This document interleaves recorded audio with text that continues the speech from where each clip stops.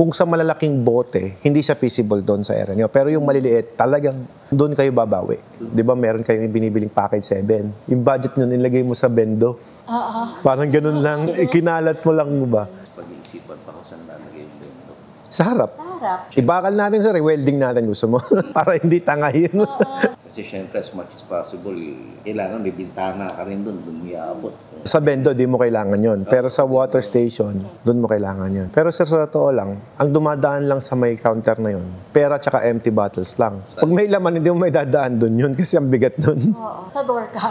Oo. Next step, since we're sold on the Deal na pala tayo eh. package 6. Package 6, yes. Problema, yun nga, hindi pa namin sure kung kailan magka-start at matatapos yung construction. Kasi pag-uusap-usap Pag-uusapan pa po namin ng May. Bayaran na po eh, kaya ikaw na. Oo. Si sir, maglalabas muna ng sama ng loob si sir doon. Magka-cash naman po kami. 30,000 discount.